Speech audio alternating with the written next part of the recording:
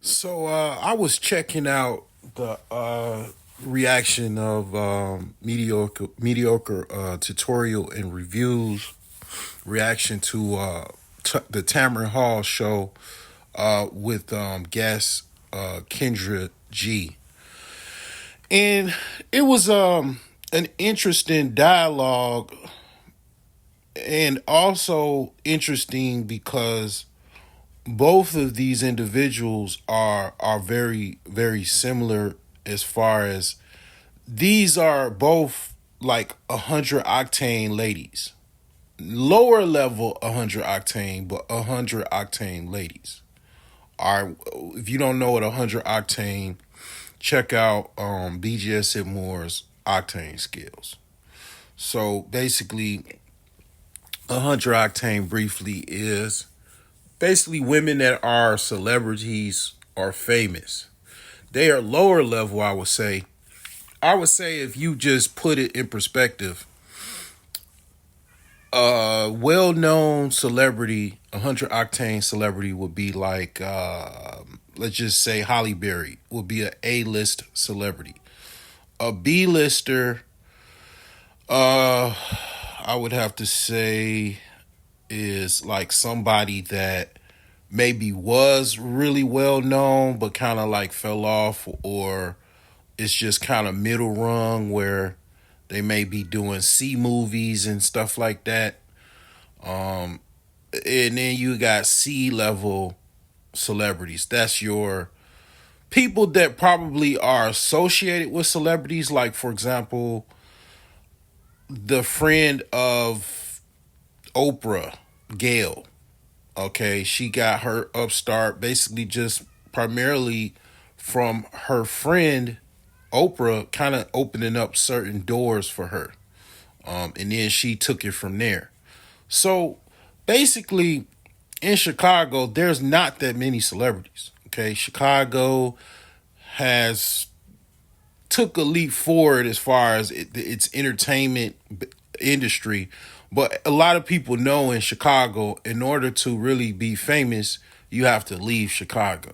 Like, for example, Kanye West going down south to Atlanta, going to New York, ultimately, and achieving success with Jay-Z and Dame Dash and all of that. Um, the thing is that both of these ladies, I knew who they were well before YouTube was even really famous, even before, basically a lot of things that you know now exist. Because basically Kendra G was on 107.5. Basically, that will be Chicago's version of Hot 97 in New York. Okay, just to put that in perspective, Kendra G was on the morning show.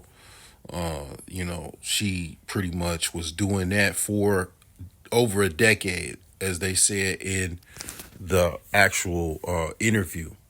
And Tamron Hall was the basically TV anchor, news anchor on. She was originally on channel Fox 32, locally in Chicago.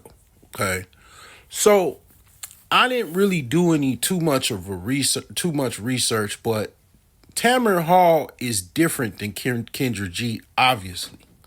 Okay, and I think a lot of times talk shows, they do have a particular narrative that they're going to push as far as questions that they're going to ask the guests, because it is differences between Tamron Hall and Kendra G.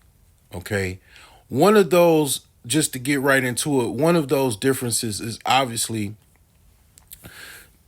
Tamron Hall is the quintessential 92. She's probably, I would say, more of either a natural 92. And Kendra G is, I would say, I don't know if she necessarily educated as far as does she have a degree or anything, but she's basically 87 octane as far as like her just overall like class within octane scales. Again, if you don't know what the octane scales is, check it out. Okay, BGS it Moore's octane scales. There's plenty of videos on it. You could go right to the source. I got a couple videos on it. Uh, that's that. But basically, 87 octanes are just basically very general. Okay, average. Okay, and it's nothing. It's nothing against anyone in the octane scale from lower to higher. It's just when you become famous, your octane scale does matter, but it's like basically you're famous, everybody knows you, and it's like a wildcat, meaning that's your base, but you're famous as well. Like for example, Glorilla and all of the kind of like ratchet rappers, they're 85 octanes, but they're famous or rich and famous, so everybody knows them. They're in celebrity spaces. They're amongst all of the celebrities. Yet, okay, back to Tamron and Kendra G. Kendra G is known for basically attracting from her audience because of her aesthetic, primarily, I would say, and just the way she comes off. She attracts a lot of ratchet women, a lot of just basically average women, to be honest, that call her show. And it's like, basically she gets a lot of views and everything, and a lot of people reacting to her videos, and she does not like it because she really doesn't understand the YouTube. The YouTube space is new to her because when you do stuff, probably, I would say, on syndication radio or TV, it may be some legal repercussions from, like, for example, rebroadcasting a syndicated TV show, or I'm not sure as far as radio broadcasting, but these are something that basically is protected to a certain degree. Well, YouTube has fair use policy. A lot of people don't really understand it. I have to admit that even myself, I don't necessarily fully 100% understand it. But she cannot stand the fact that people react to her videos. Because basically, the reason why people react to her videos primarily is kind of similar to why people reacted to Kevin Samuels' videos. It's kind of the opposite, but not really. But it's basically women calling in with outrageous requirements. I mean, absolutely outrageous requirements. I mean, a woman with 5 kids saying she wants a man that makes $200,000 a year, and she, basically is just a regular average or even below average woman with 5 kids. Okay, and she just had a newborn, that's only 5 months old. And it's like, yeah, like stuff like that. The difference between Kendra G and Kevin Samuels is Kendra G actually takes these women absolutely serious. Okay, in a sense of she lets them do whatever they're gonna do. She lets them go through the motions. She sometimes gives pushback, but basically she lets them go through the motions. I guess she thinks that there's somebody for everyone. She just goes through the motions and just entertains the folly. But people again react to a lot of these videos, and it goes a lot of times. These videos tend to go viral because it's just like utterly insane for the goal of someone to think that that's what they want. But that goes into other weeds as far as like how women use the internet, how women use the social media. I've said plenty of times that you should not take social media serious. You should not take the internet dating serious, because a lot of these women, what I found out was they use social media and apps just for marketing purposes. They already have a dude, they already have situationships, a roster of men, or some type of harem of men that they deal with already. Most of them, a lot of women nowadays in America are monogamous pretenders, meaning they come off like they want a wholesome long term relationship, but really they already fucking somebody else on the side, and they have long term situationships as well that they hook up every now and again with different men from their past. So it's a lot of stuff that women do that men don't necessarily do when it comes to social media and the internet. Men really take it serious when they be trying to DM a chick. They really want to really see how things go. They really interested. They might even really be single. And women don't look at social media like that. They don't look at the internet like that. And that's the thing where a lot of men don't understand, especially even simps. They don't understand how women look at things versus how men look at things. It's different. And a lot of times, I'm going to tell you, these women do never come at me because I understand a lot more about women than the average man do. And I mean, you know what I'm saying? They really, they really, a lot of times they really respect the fact that I do know that a lot of women that I talk to, they are intimidated by me because of my high intellect. I mean, I could basically, most women, I can just basically get inside their head and start footworking, because I basically know a lot about women, and I know what women's motives is, and I know a lot of what women's weaknesses are, and I don't divert from that. Okay, and I'm not saying I'm the only one that does this or knows this. It's even men that are probably even have a higher intelligence when it comes to women than I do. Okay, but the thing is that a lot of these women, again, that's what they come on these podcasts or shows asking these ridiculous requirements when it comes to dating and relationships. And again, Kendra G attracts a lot of women that are ratchet, that are, basically just kind of lower on the octane scale, I should say.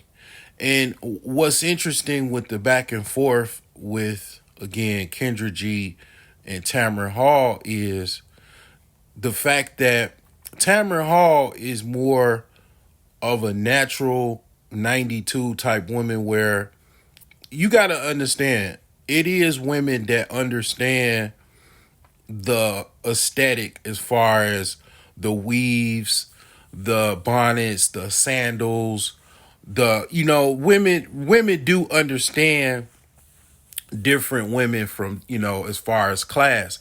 A lot of times it's basically a niche cottage industry of women pretty much trying to coach women on how to dress, on how to behave, because a lot of women don't know how to do that because they might have grew up ratchet. Their mom was ratchet. Their grandma was ratchet. Their aunties are ratchet. And they pretty much grew up around their friend group. They are also ratchet. So it's something acceptable as far as their behavior, and they just pretty much stay in that social circles with other women that act the same way they act. And a lot of times these women understand where they know where they are in the pecking order, and they pretty much feel intimidated by other women that don't follow that same aesthetic.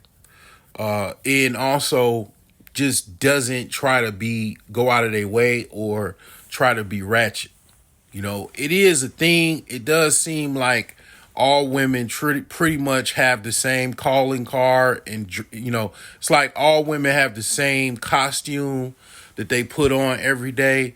Well, I would say that is in a lot of regards the case, but it is I would say a small minority of women that today are still trying to be classy, still trying to go out of their way to be feminine or modest. It's not a lot because most women are in a masculine dynamic where they have some type of independent, kind of, you know, actual mindset and behavior, and they're used to kind of controlling men, especially black women. I mean, black women pretty much have been in a masculine role for, I would say, shoot, since times of slavery, okay, to now. I remember I was going in a speedway, and I was early in the morning. This was like a couple days ago.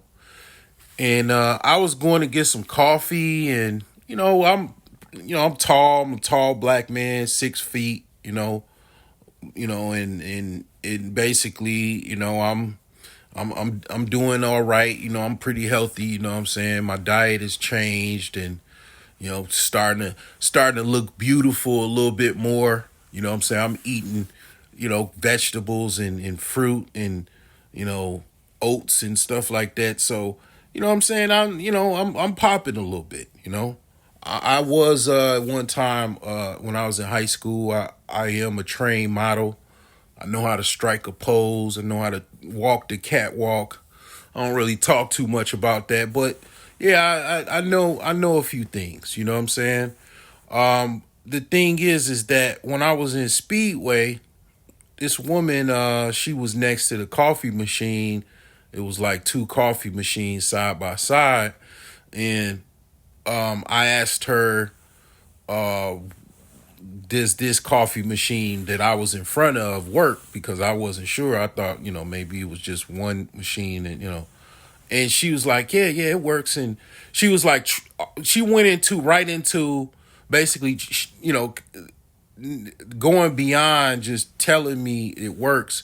Like, yeah, you got to press the button, you got to do this, and then I think she kind of caught herself, and she kind of picked up that she was like really going into kind of like mommy mode slash just control mode, and just overdoing it, trying to tell me what to do and stuff. And I didn't say anything. I just kind of paused, and it was like she was doing it to the point where, she was supposed to kind of get in line to pay for the coffee.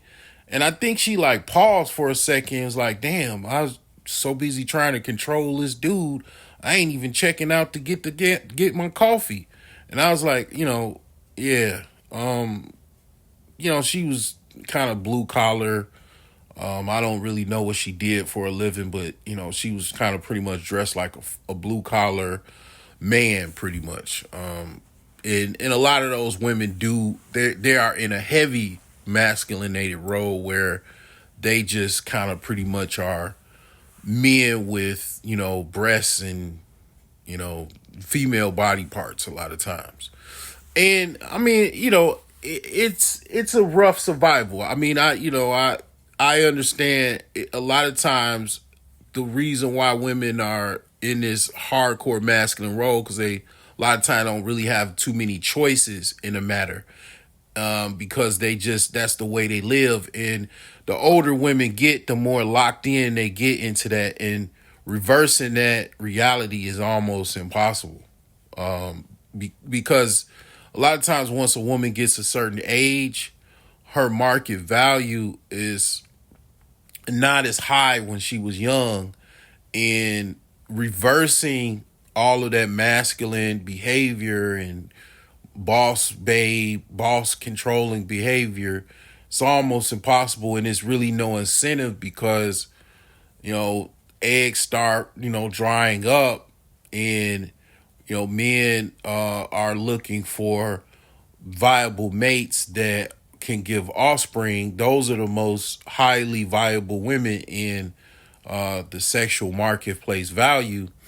And women understand that, and they, kind of fall back when the older they get. They just kind of like they lean into wherever they are a lot of times because they feel like it's no incentive for them to be otherwise different. Yet, it's a lot of women like that call the Kendra G show. I mean, I don't necessarily, I'll be honest, I don't listen to the Kendra G show. I'm not really in those women. I'm not necessarily into. Okay, it's not that I don't find them appealing. I like women, but I don't necessarily. Those are not the women that I'm trying to get with. And it's just I know a lot of times dudes they just kind of get whatever they want. I mean, get whatever they can get at the time, and that's probably a woman like that because they don't want to be by themselves and they have kind of the incentive of some woman is better than no woman. And I get that, and it is what it is. But the thing is that when it comes to women like Tamara, a lot of times, basically those natural 92s and 92 climbers and stuff like that, they are, in a world of high professionalism in a highly competitive world of whatever professional field they're in. And that world is primarily dominated by whites and Asians. Okay. You could even say others. Okay. They're in the top of that wealth dynamic as far as where they work. And a lot of times what a lot of black men have a problem with that is, and I'm no exception, is competing with other white men, Asians, and others. I mean, it's like, it goes into, kind of global domination, grabbing your sword, trying to compete. And it's a very competitive world. A lot of those women do date white men or marry or trying to marry white men. So it's like with you're competing with everybody in that dynamic because those are the most women that are sought after. A corporate white dude ain't necessarily trying to get a ratchet black woman. Okay, they kind of know. They know white men have game too. Believe it or not. Okay, I'm not saying all of them, but they know. Okay, what is a good woman too. And it's a lot of times that's where that comes in, where that competition comes in. And I'm gonna be honest, like a lot of these dudes don't like when guys like myself or even younger walk in the room. They give the sniff and all of that type of stuff because they are trying to compete too, and they don't really like competition.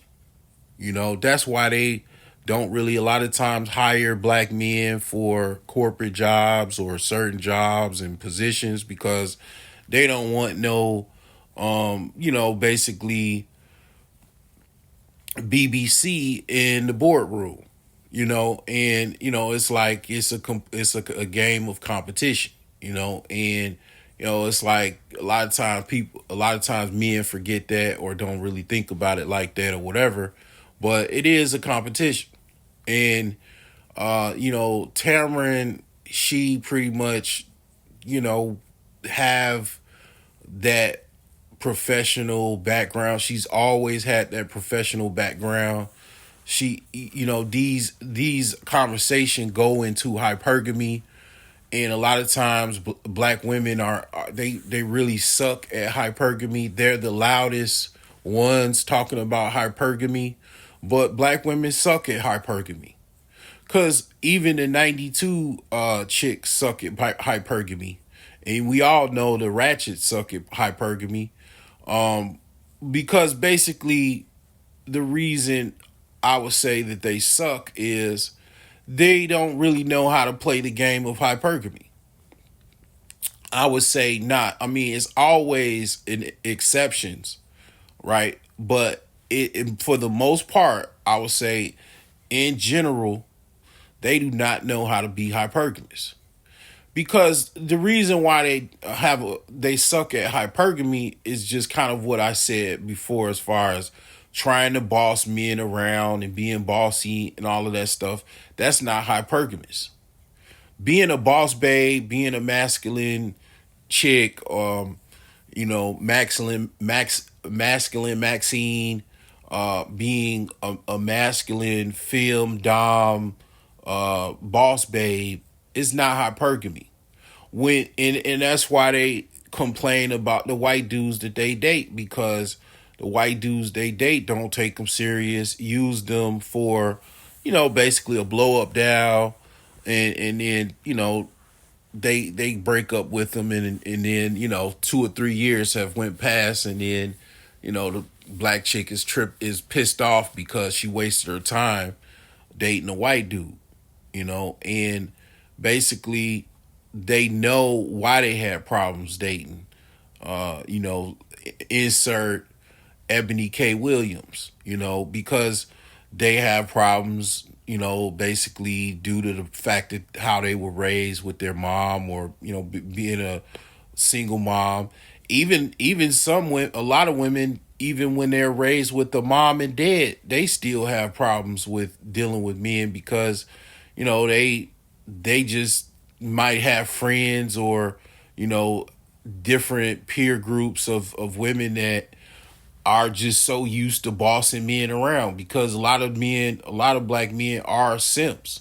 So in order to what a lot of black men do in order to get access to women, they allow women to boss them around, tell them what to do, just so they can have a pretty woman around, and to have sex with, or even children with, and all of that. And it's like, then the dude might, eventually have a blow up, and then, you know, it's an argumentative situation. Police might get called, et cetera, et cetera. But yeah, I mean, for the most part, that's pretty much a lot of like what black men get, pretty much scrutinized for. And they don't really like to talk about how they just, basically be simps in order to get women. To keep women, they just basically activate simping, or just be simps in order to basically have a long-term relationship with black women, and even other women, to be honest. And it's like, yeah, I mean, that dynamic when you're a simp, yeah, the woman just basically have the control of the relationship, because it's not equitable. A lot of times, some men don't know what a simp is. They don't understand the dynamic of what makes a simp, and that's basically you don't have no equal footing in a relationship. The woman has all of the power. She has all of the influence. What she says goes. And it's like, yeah, that's pretty much what makes you a simp. And then women are really, they on TikTok and on Instagram and all over the place, actually saying, yeah, I look for men that I can control. I look for men that let me, basically dictate the relationship. I look for men that, basically let me be the boss. And women are vocal about that more often, than you pretty much would hear, because a lot of women, they just kind of keep that secret, because they know naturally that's not the order of things. And a lot of times men don't know how to kind of sniff that out. And then next thing you know, they, from the start of the relationship, they get into a dynamic where basically the woman is basically bossing them around, or just not capitulating to what they say. And I'm not gonna go into what you need to do and all of that type of stuff. That just is what it is. I got plenty of videos on stuff like that, but yeah, that's what dudes do. They get into situations where they are a simp. And they have you get once you become a simp, basically you give up all your power. That's pretty much the P on the other side of a simp is you give it, you have to say is power. A simp gives up his power as a being a man in order to have access to a woman. And that's I pretty much I had problems, understanding that. I understood that late. And once I understood it, I never pretty much diverted from that. I mean, once you know the truth, pretty much you could either accept the truth and you could do the opposite of what you know that is the right thing to do, or you could do what you do the right thing. You have those choices, and and in some guys they just do the opposite of what they know is right because they just maybe might be a little ugly, don't want to work out, just want to be a fat tub of lardus and just walk around, eat ribs all day and chicken wings, and don't go to the gym and just go to sleep. Catch the itis.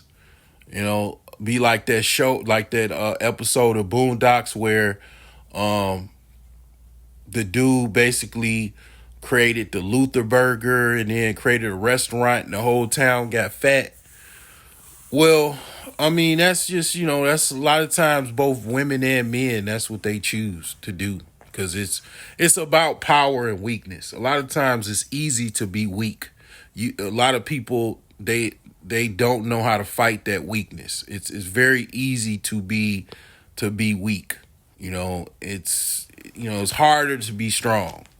And a lot of times, people think because you don't talk in a bravado voice and you not super hyper thuggish, and masculine, that's a sign of, you're weak or you're lame. And it's not.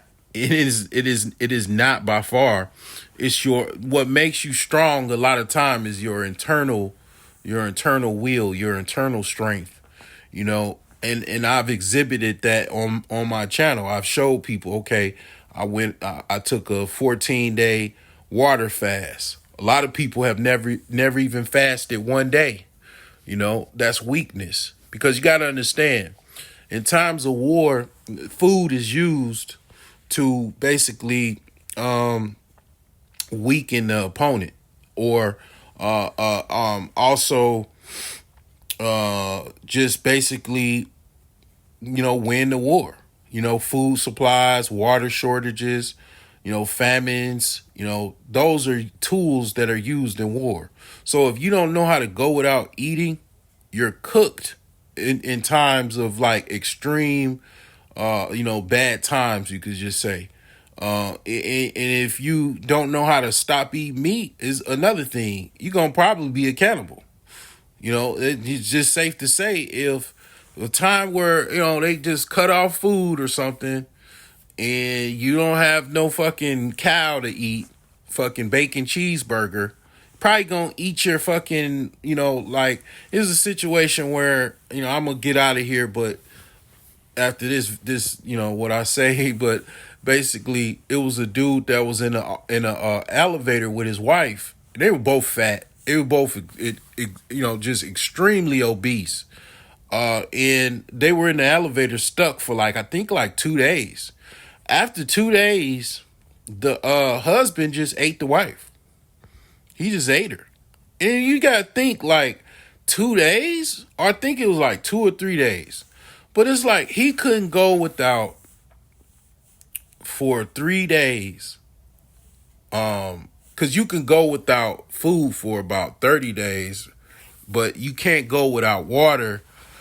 It's hard to go without water for 48 hours.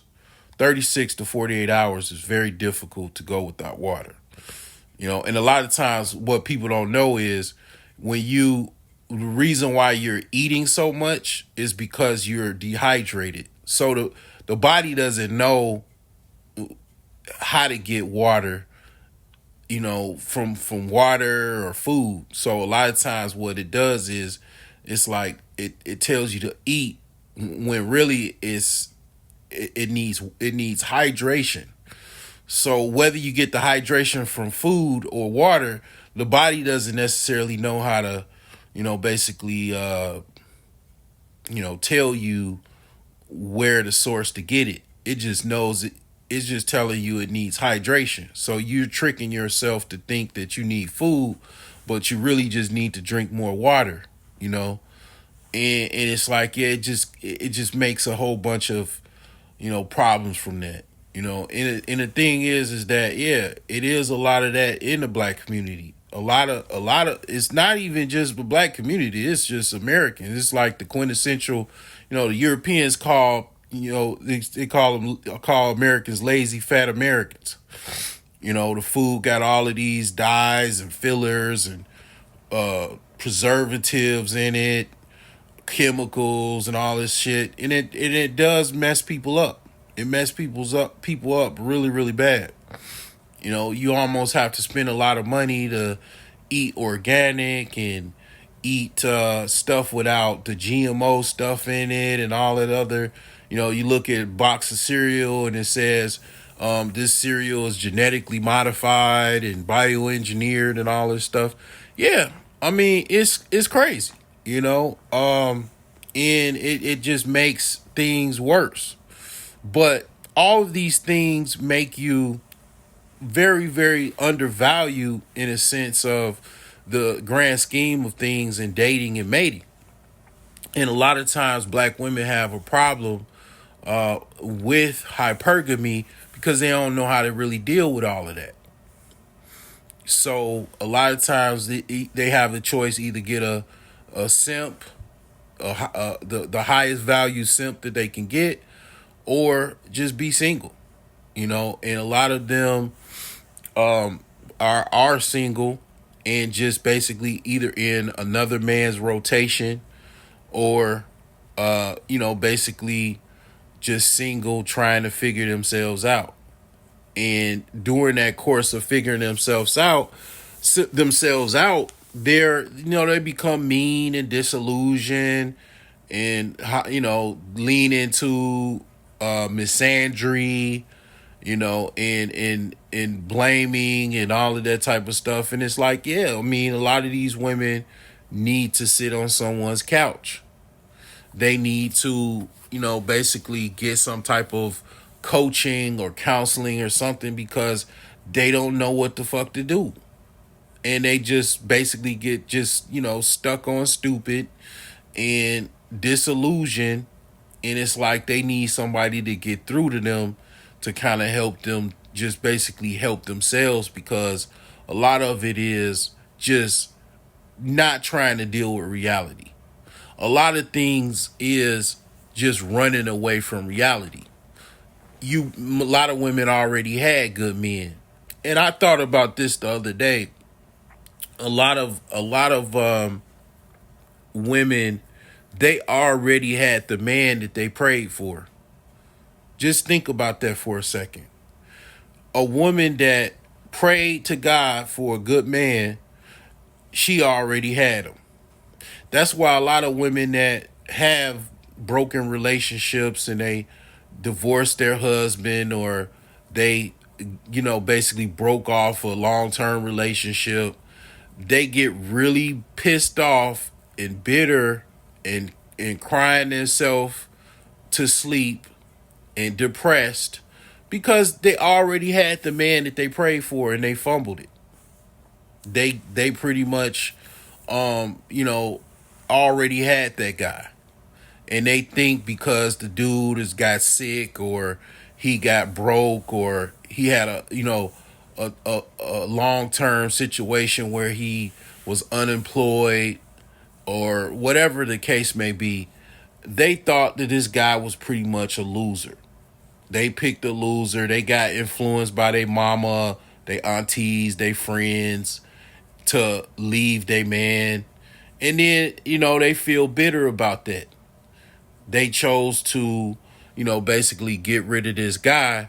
Then you see the guy, he goes through the fire, he goes through the trenches, and then next thing you know, he's polished and well defined. And, then he gets another woman, and then they pissed off because they realized they had the man that they prayed for. They had the man that, basically uh, was the best man that they've ever had.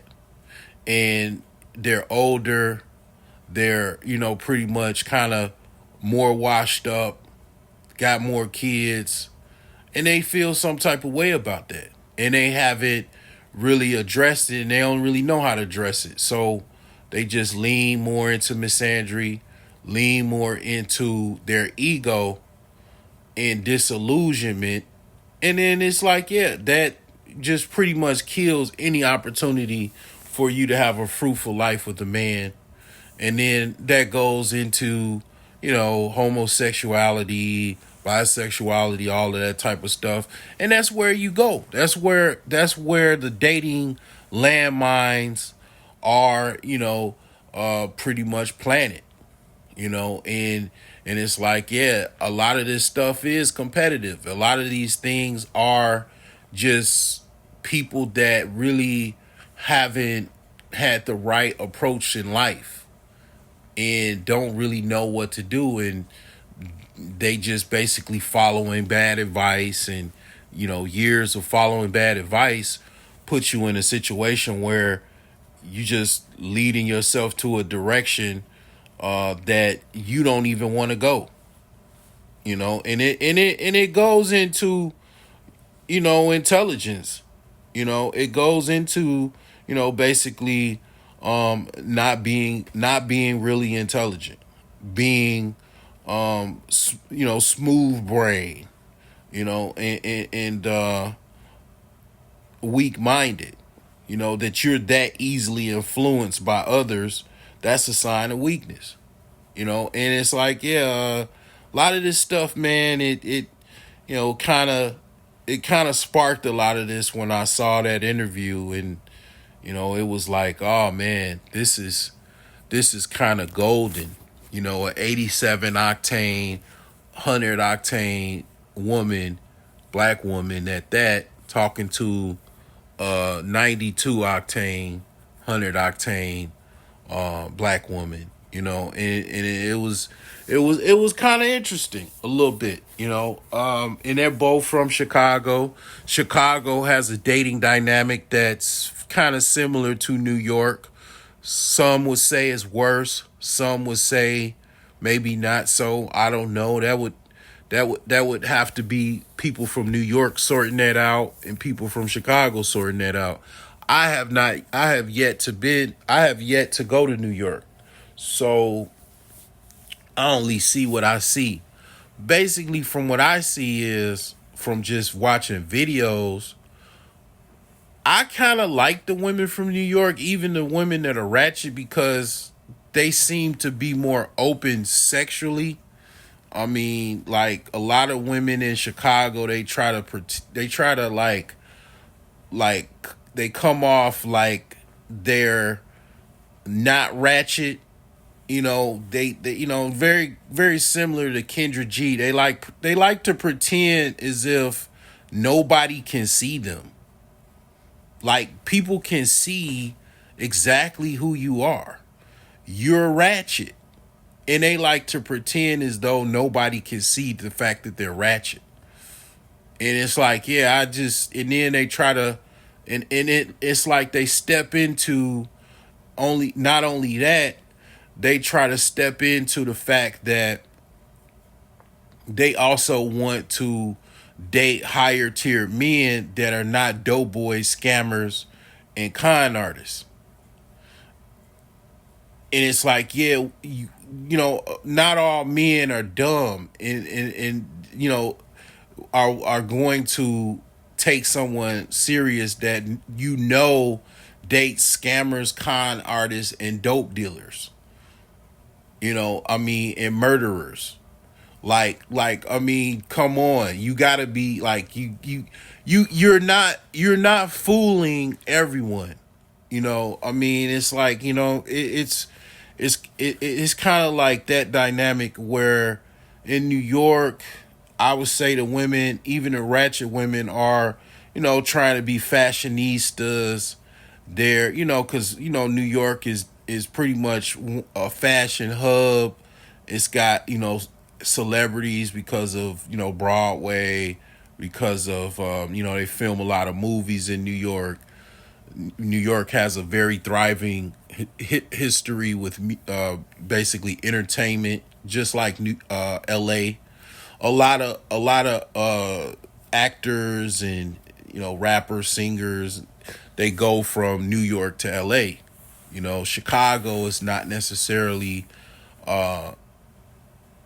you know that big of an industry like New York or LA. It's kind of in the middle. It's like in a mix. Now, Chicago does have a lot of history as far as musicians. I mean, it has some of the best producers, musicians in the world that came from Chicago. Basically Quincy Jones, he moved to LA, and pretty much that's where he resided before he passed. But he's from Chicago.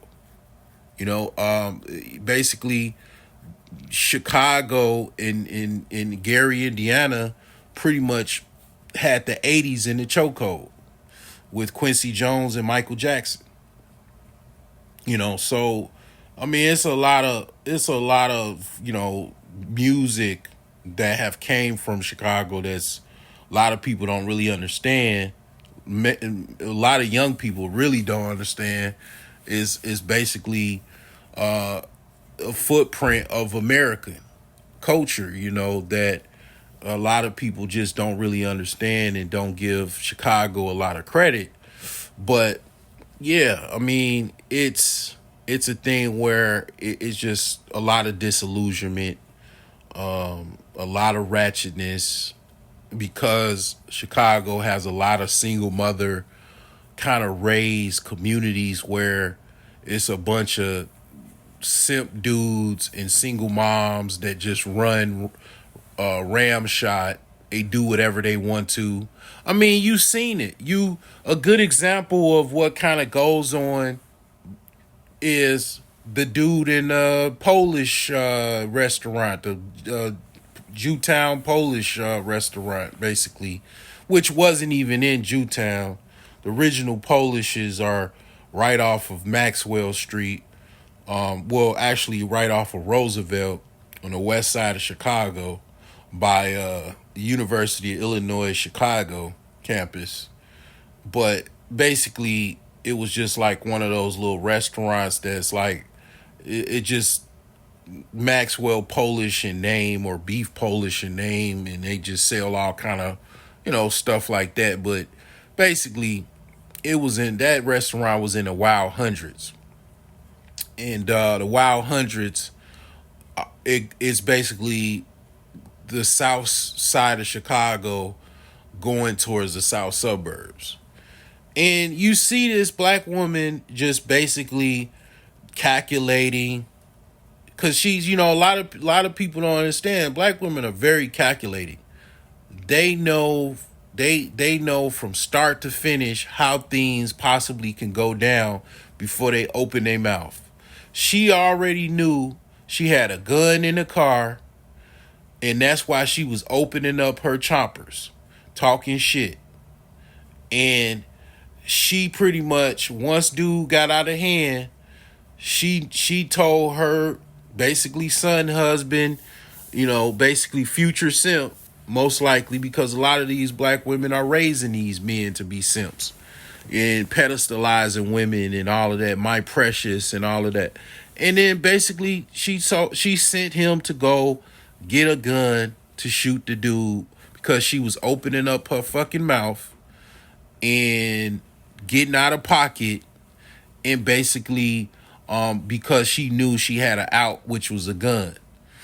And a lot of these women are even thugs. A lot of the women in Chicago and these south side, west side neighborhoods, they selling drugs with the dudes, Because see, a lot of the media, they, in order to kind of push the propaganda, they don't tell you that the black women right in the hood, they selling drugs, they doing everything, all the illegal activities with the dudes, you know, because women are very good at keeping secrets and being good at being mysterious and not, saying anything and all of that type of stuff and putting on some type of, mask and character, but yeah, these women are in gangs, they sell drugs, they commit murders, they do everything a black man that would be a thug or a criminal would do.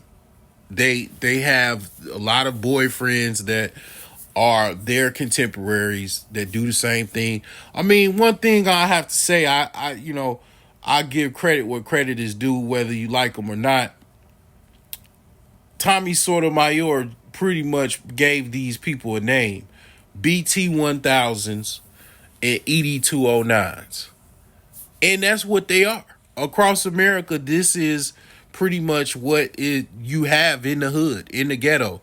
You have the Black Terminatrix 1000, which is basically the woman, the hood black woman, and then you got the ED 209s, which is the Ebony Destroyer 209. It is based off of the movie RoboCop, and basically the kind of robotic killing machines that were, based off of that movie.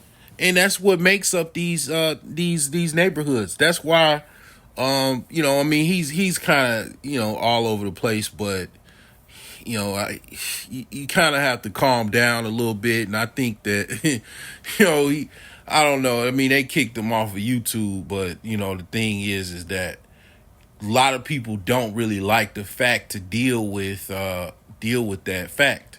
It was a black dude on a radio station in Chicago. It was like basically the only black radio talk radio in Chicago, WVON. He got a lot of flack for calling a lot of the guys in the hood killing each other and shooting each other up, calling them urban terrorists.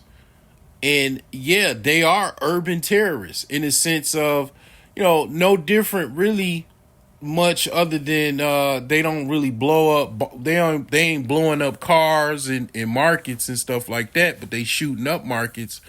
They ain't no different than Boko Haram. They're terrorists. They're local domestic terrorists. And going to the military, you had to put an oath up and say you will defend your country with both foreign and domestic, basically enemies. And a lot of times these men, yeah, they are urban terrorists. And nobody wants to live in these places other than, crazy people like myself that, invest in real estate because it's some of the cheapest real estate in the country because, nobody really hardly wants to live there. But the thing is that, yeah, these people are, ED 209s and BT 1000s, but you wouldn't think that because your little dystopian Disney viewpoint that the media brainwashes you to think is that women are malevolent creatures and goddesses and salts of the earth and mother goddess mothers and mother Teresa. And it's like, no. When you pull back the layers, maybe some women are like that, but a lot of these women are evil and are terrorists, and they commit a lot of abortions. A lot of the reasons why the black community doesn't really have any growth is because women are brainwashed to kill their own baby. And it's like, yeah, a lot of this stuff that I said, they don't like the truth. They don't like the preacher that tells the truth, too much truth, probably has empty pews. So I that's all I got to say. It has to be said.